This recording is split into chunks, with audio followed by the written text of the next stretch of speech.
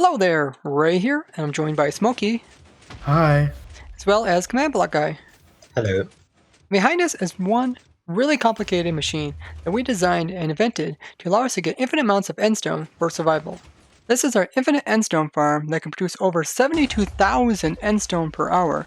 It doesn't even need a player on servers, so you can run this 24/7. This farm was designed over a course of a couple weeks during our live streams. If you want to check out our live streams, I highly recommend watching them. They're really entertaining, and you can check out the links down in the description. That means that this farm will produce about 1 endstone per game tick, which is pretty insane. This farm consists of a whole bunch of really cool tricks as well as game mechanics, which we'll go over. We'll even explain how you can build this up in your very own survival world. So the main concept of this farm is that when you go through an entrance gateway portal at the main end island and it doesn't find any endstone, it will generate a new endstone island. So when you make a gateway portal dataless and it updates, it will think it's a main end island gateway, and when you send an item through it, it will try to generate more endstone if it doesn't find any. And basically we're just cycling a gateway up and down, and every time it goes up or down, it summons new endstone.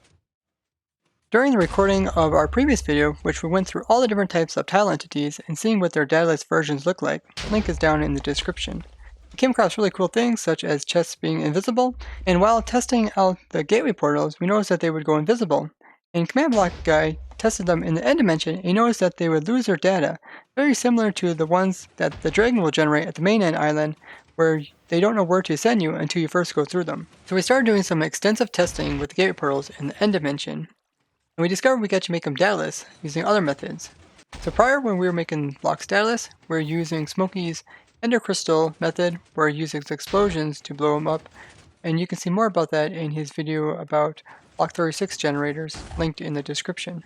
So sort of by chance, we came across that we can actually put a tile entity in here, and having the actual generation of the gateway portal coming into the area do the same types of steps as we were doing prior with explosions. We then theorized that it would be possible to make infinite amounts of these bedrock formations, the exit gateway portal ones, as well as make infinite amounts of these endstone islands.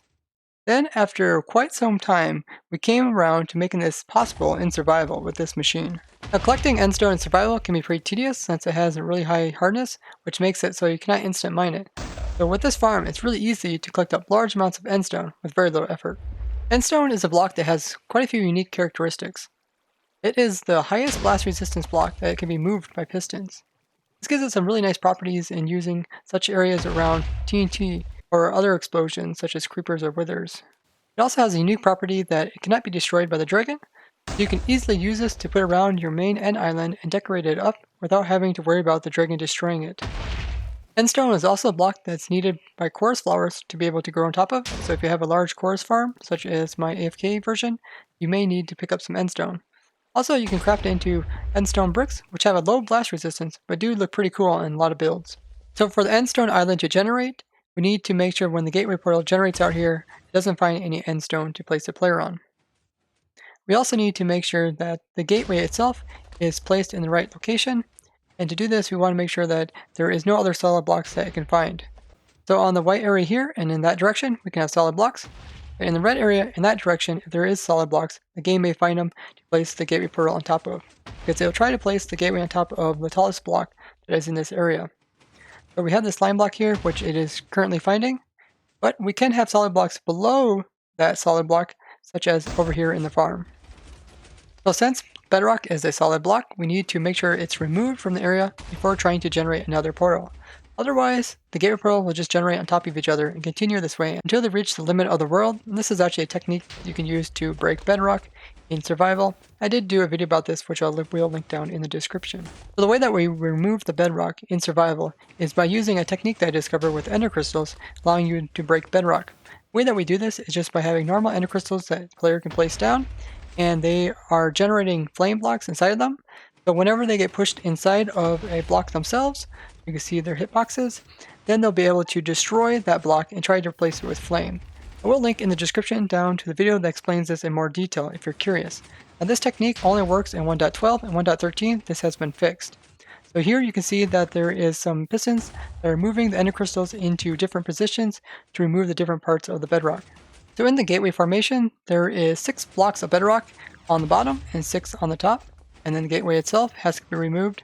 So there is a total of 13 different blocks that we need to remove from the area before we can have the next one generate down below. Each of the ender crystals are in a very specific location to be able to destroy the blocks. Ender crystals do place their flame blocks in a location which is directional, so you have to pay attention to that when building this farm. Now we got a couple ender crystals down here at the bottom, one for each of the corners that are removing them, and they're kind of positioned kind of oddly to make it so that they work with the directional things. We also have one up above that's removing the bedrock on the very top, and we have one in the center that removes the center bedrock, and we also use this ender crystal to get pushed down to remove the gateway portal itself. Pretty much the same thing is happening down below.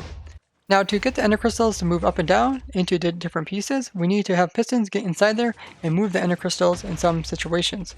Down below is pretty easy, we can easily push up these ender crystals and break the blocks that are above them, but in some situations to reset them, we need to come in here and place in these blocks inside of the ender crystals. To do that, we need to make sure we don't actually push the ender crystals, otherwise it won't break the bedrock for the next sequence. So the way that we do this is that we zero tick these pistons inside of the ender crystals, and then we power them to push them back down. And we pretty much do this on 3 different sides, and they are locational, so we make sure that we're not pushing them the wrong directions. So we need to cycle the 2 gateways between each other, and instead of using a brewing stand for our ticking tile entity, like we did for our first gateway, we're using a block 36 cobblestone because that's easily renewable. So in order to get a dataless gateway, we need to have the block 36 cobblestone there, but the block 36 cobblestone has to be created before the gateway gets updated by the hopper cart, by the one above or below, depending on where it is. So right after the gateway gets updated by the hopper cart, and the block 36 is still in block 36 form, an item is in the gateway, and it gets sent through the gateway, and the gateway gets generated while the block 36 is still there. And then the item that gets sent through gets teleported up here to this hopper, and you can recycle it. So when cycling the 2 gateways, we have the slime block get pushed out, and then the game finds that and generates the gateway up here. And then to cycle it back down, we pull it away, and then the gateway will find this slime block down here and generate down here. And then that's how we cycle the gateways between each layer. So once the portal generates, then we get ready to generate the one below, and you can see that we're preparing the top one by removing the different parts that are still left of it. And then we have to come in and start pushing into cobblestone down below, getting the second one ready. Then as the cobble is getting pushed in on the bottom, we make sure to go up and drop an item inside of this portal, and then we update at the same time with this hopper cart. This will allow the item to be able to actually teleport through the portal, and it cannot be teleported prior than the hopper updating it. There's also items inside the hopper minecart, so it doesn't pick up the other items, and they can be recycled around. So while we're cycling gateways, we can't have cobblestone generate here. That's why, as you can see, after the second cobblestone gets pushed out, this piston stays extended, so no more cobblestone generates. And if we let the cobblestone generate there, then the gateway would find it and then mess up the whole thing. So you need to send an item through the gateway, and we're doing this by firing out an item through the dropper. However, we're aligning it so we eliminate the dropper randomness, and that eliminates some problems we had earlier. Since we're recycling the items, you don't have to waste any items. So as I said before, we're using the slime so the gateway finds the slime and we can move them up and down. But we're also using the slime to launch the minecart upwards, which updates the dataless portal so it can send items through it again and generate a new gateway. And of course, when we move the slime block back, the gateway can generate below again, or above, whatever direction we're going. The entire farm here is just ran on a large clock. The signal just goes into the system, and there's just some delay between each of the components to operate them in the right order. So the signals from the clock also go down here, and this goes into a TNT duplicator, which is going to drop the TNT downwards, align it, and then we're going to send it in at a precise time, right as we push all the endstone downwards. This way it will be in block 36 form, and you'll have a low blast resistance and easily be able to destroy large amounts of the endstone island all at once. So end islands generate the same regardless of the seed. So as long as the location of the island is the same, the island will be the same size. So the islands come in several varieties. The diameter can be 9, 11, or 13 blocks, and islands can generate to a maximum depth of their diameter minus 2. So the largest island would have a diameter of 13 and a depth of 11. For this farm, we use the easiest island access rather than the one with the largest size because of the way that we harvest the endstone. We use a flying machine to ensure that the end gateway generates in the correct position, which is as close as possible to the main island. End islands generate when an end gateway tries to spawn in an area without suitable endstone, and endstone is ignored if there's a solid block directly above it or 2 blocks above it. So we could definitely speed up the farm quite a lot by using a max endstone island and removing more blocks in that endstone island, and also by optimizing some of the timings over here. This farm consists of a lot of unique components, and we discovered a lot of cool mechanics about the game while building this up. We also had some guys come on and help us during the process of this build, such as Rubix, as well as XCOM, KK, and Acheron. So to build up our Endstone Farm, you first need an entrance gate portal that hasn't been entered first, so you want to kill the dragon to get all these around you. One we're going to use is this cardinal direction one that is straight away from 0, 0. That's over top of this obsidian platform. You can use any of them, but the farm is going to be specifically designed for this one. You want to make sure that no one has entered this, or any entity has entered this, before applying this to the farm.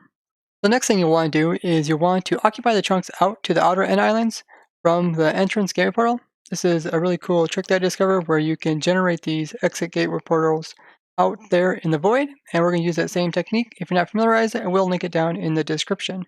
So what you pretty much do is just build up a simple fly machine like this. Then you want to have the fly machine fly all the way out until it goes way beyond the outer end islands. So make sure it goes past at least 1000 in that direction. So our little fly machine is making its way to the outer end islands. Make sure you go plenty past the 1000 mark, so I would just build it up high like we did and just let it keep flying onwards. And when it gets out to about here, then it'll be far enough outwards. But yeah, make sure it goes out a little further because like in our situation here, we have this one chunk that isn't occupied by any blocks. And because of that, that can affect where the gateway portal will be generated. So something like that you might forget and it accidentally will generate out here. So make sure it flies out far. So the next step after flying the flying machine through here, you have to build up this entire Endstone farm, and this has to be built up in a very specific location. So after building up the farm, you want to set it up so that the first exit gateway portal that generates out here will be dataless. The way that we do this is by placing this brewing stand here right in the center. So we want to get a dataless gateway inside the farm, and in order to do that, we need a ticking time entity here, and we're using brewing stand because the gateway doesn't find it. And in order to make it spawn dataless, we need to load the brewing stand before the gateway at the main end island. In single player, you can do this by changing your chunk render distance up to 32. Or in multiplayer, you could use 2 players. So you load this brewing stand first, and you keep it loaded, and make sure the main end island one is unloaded when you load this. And then you keep it loaded, and then you have another player load the gateway and send an item through it.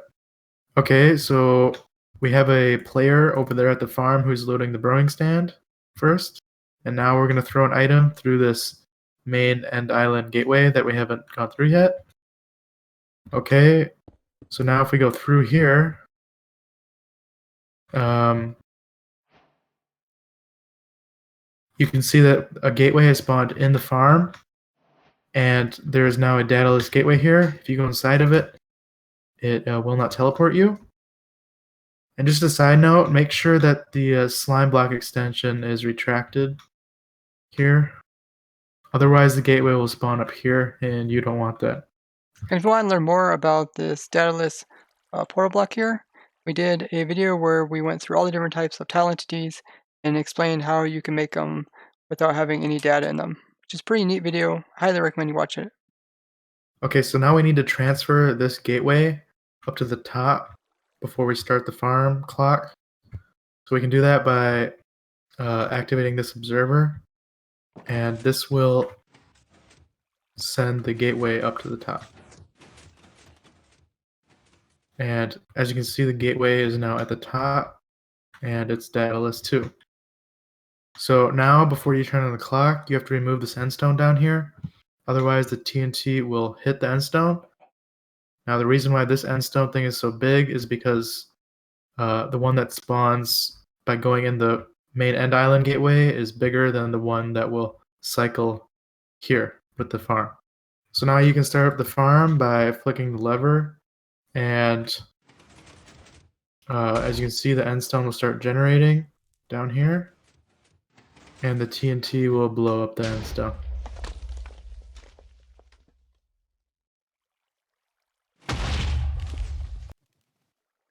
And then to turn off the farm, all you have to do is flick this lever up here when this piston is powered. So let's just wait until that happens. Okay, now you can turn it off and you're safe to leave or do whatever. When it turns off, then the gateway portal will be set in this state, and it will be dataless, and it'll be ready for you to turn it back on whenever you need to. If you would like to build this up in your own world, we'll provide the world download down in the description. You can see all the details of the farm. One incredible machine to farm up blocks in a very unique way.